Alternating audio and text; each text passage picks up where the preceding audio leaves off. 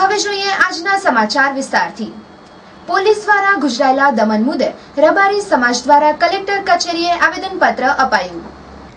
નખત્રાણા તાલુકાના વડવા ભોપા ગામે બનેલી ઘટના બાદ નિર્દોષ લોકો પર થયેલી કાર્યવાહીના સંદર્ભમાં રબારી સમાજે કલેક્ટરને રજૂઆતો કરી હતી, જેમાં જવાબદારો વિરુદ્ધ યોગ્ય કાર્યવાહી કરવામાં આવે તેવી માંગ ઉઠી છે।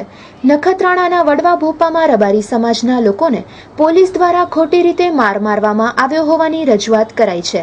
આ સમગ્ર પ્રકરણમાં રબારી સમાજે કલેક્ટરને રજૂઆત કરીને જણાવ્યું હતું કે અબ્બાસ જુસબ ખલીફા દ્વારા ખાલી જમીનો અને પ્લોટ પર દબાણ કરીને કબજે કરાયો છે, તેમજ નિર્દોષ લોકો પાસેથી પૈસા પડાવવામાં આવતા હોવાનું જણાવાયું હતું।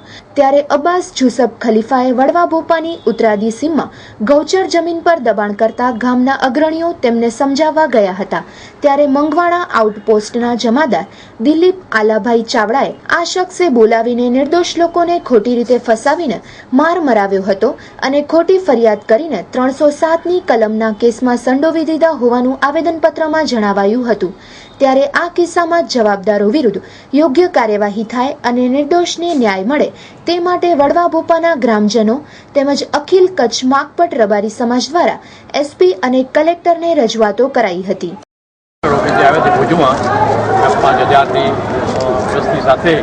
પછી કલેક્ટરને આવેદનપત્ર આપવા આવ્યા હતા અને કચ્છ કલેક્ટર બહાર નીકળતા નથી, એટલે પ્રજા 3 કલાકથી તડકે ઉભેલી છે અને આપણે વડવા ભોપાના ગૌચર વિશે આ લોકો 24ના જે કેસો બન્યો, હકીકતમાં જમીન ગૌચર છે, ખોટી રીતે વેચાણ થઈ છે અને આ લોકોએ કદાચ ભેલ કરી હશે, પણ એને આ રીતે પોલીસે પકડીને 307ની કલમ લગાડી છે। 24 જણાને પકડ્યા છે, 307 ઢોર માર માર્યો છે, એક ડોસાને માર્યો છે, એની એ લોકો FIR પણ નથી નોંધી, પોલીસને ફરિયાદ લખાવા ગયા, ફ્રેક્ચર થઈ ગયું છે, આવું બધું બન્યું છે। પણ છતાં સરકાર બેધ્યાન છે અને પોલીસને સરકાર પ્રોત્સાહન દે છે। આ પ્રોત્સાહન પોલીસને દે છે, જેમ રાજાશાહી ગઈ એમાં ભાજપની સરકાર પણ જશે, જવાની તૈયારી, જેમ પોલીસને જેમ વધુ માને રિઝલ્ટ એમ ન મળે કોઈ સરકારને આવેદન આપ્યું છે કે 307 રદ કરો, રિસ્પોન્સ કેવો મળ્યો નથી મળ્યો, બરાબર ન મળ્યો એમ કેવું કે બહાર નીકળ્યા નહીં ને અમારે 3 કલાકથી તડકે બેઠા છે, તમે જુઓ છો અત્યારે કેટલા વાગ્યા છે, 1 વાગે બસ 10 વાગે આવી ગયા છે। હવે આગળની માંગણી શું છે? આગળ 307 રદ થવી છે, 307 રદ થાય તો તાત્કાલિક આ લોકોને જામીન મળે ને 20 જામીન નહીં મળે, સત્ય પોલીસ લેશે જ નહીં, સત્ય પૂરા લે પોલીસને કાંઈ પડી નથી, સરકારના હજી અમારા ચૂંટાયેલા અધિકારી કોઈ કંઈ કહેતા નથી। આગળના